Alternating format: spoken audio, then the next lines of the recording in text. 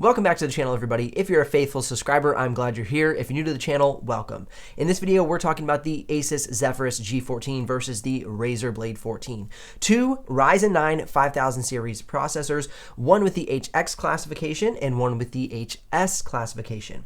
Now, jumping right into things, the first thing I'm going to check out is the build quality. Then we'll get into the performance benchmarks, which are showing up right there on the screen. Those will be coming up in just a few minutes.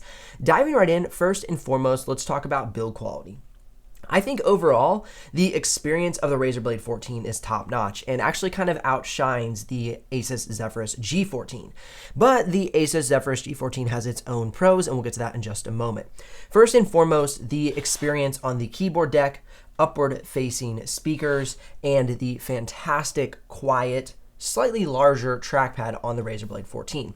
Now, I know that the Asus Zephyrus G14 does have upward-facing, they're either bass or like tweeter speakers, so you can kind of give like a little bit more of that immersive audio experience, but overall, the actual audio comes out from underneath the computer. Whereas with the Razer Blade 14, you have the bass and the mids and everything taking place right here through these vents, speaker grills coming up and giving you a fantastic immersive audio experience. Now, just for a comparison, here is the audio on each one of them.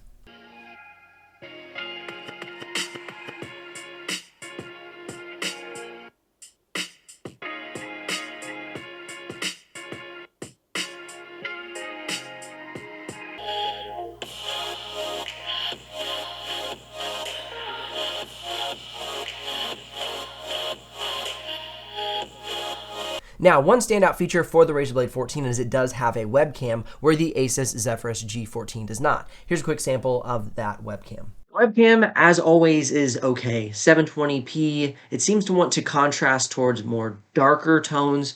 If I put my hand in front of it, you can see I can brighten it up, but as soon as it kind of adjusts again, it darkens back up. But overall, it'll do the job as far as your meetings and needs are concerned. Now, talking about durability and build quality, I love that this laptop is all aluminum. However, it does make it slightly heavier than the Asus Zephyrus G14 with a magnesium alloy chassis. With that being said, through my experience, I'm more nervous carrying around this laptop. Okay, so with this black finish, I am going to be able to see scratches far easier than with the white top cover and silver magnesium alloy chassis on the Asus Zephyrus G14. Also, these edges are quite a bit more aggressive, and by quite a bit more, I mean a heck of a lot more. On the top cover of the Asus Zephyrus G14, we don't have this really sharp, rigid edge on the top cover. Now, along the bottom cover, it is a softer transition on the Razer Blade 14, but it's also a soft transition on the Asus Zephyrus G14. So what I'm thinking is if you come up against something with this hard edge, this has a far better chance of denting and scratching, especially that it's black, and underneath black, as we all know, is of course the actual material, which would be a more silver color, being that the aluminum is not necessarily stained, it's just kind of powder coated over. So that's my concern with the Razer Blade 14. Also, the Razer Blade 14, let me do this for y'all real quick. Let's draw a little happy face on here. Is a fingerprint nightmare. The Asus Zephyrus G14, you will not experience this same type of fingerprint nightmare. I promise. It's impossible because it's a white top cover. You can't fingerprint it. So that would definitely be some of the pros and cons as far as the build quality is concerned. Now, one thing that people say they're a little concerned about is the little dot pattern on the top of the Asus Zephyrus G14. It could get dirt in it and collect grime and stuff over time, and that is true. But then again, just keep your laptop clean, get a nice little microfiber cloth and just keep it cleaned up and just don't get it all dirty and you should be good. So overall, the best keyboard, trackpad, and audio experience is going to lean towards the Razer Blade 14. But if we're talking about durability and cosmetic integrity, I'm going to lean towards the Asus Zephyrus G14. All right, let's talk about the screen. The Razer Blade 14 has a QHD screen on the model I reviewed, and the Asus Zephyrus G14 has the full HD screen. They both have solid brightness, color accuracy, and color gamut range. However, the color gamut range on the Razer Blade 14 is slightly better. Not a whole lot better, but definitely better nonetheless.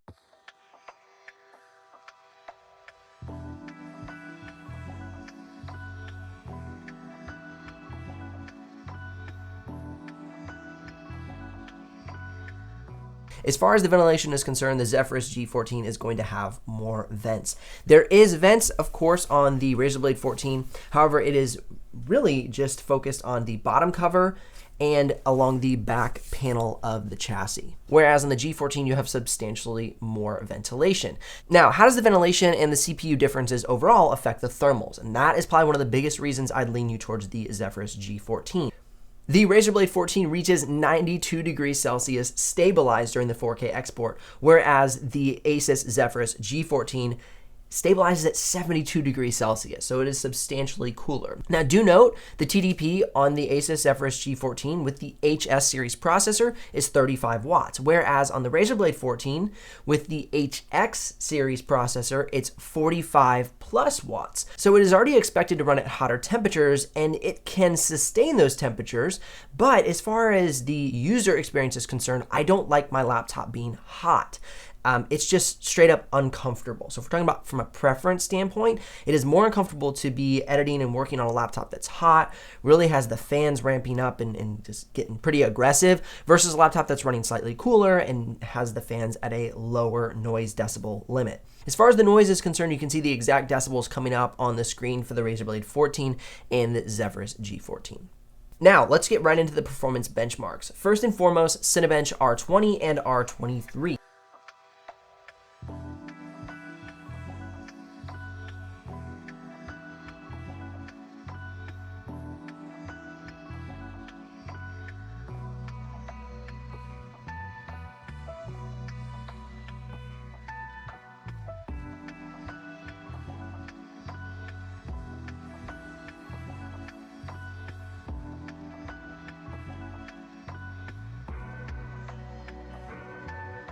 Now moving on to Autodesk 3ds Max, Autodesk Maya, PTC Creo, and SolidWorks, you see the Razer Blade 14 with that HX series processor winning out all of those benchmarks. So if you're considering 3D modeling, the Razer Blade 14 may be your pick.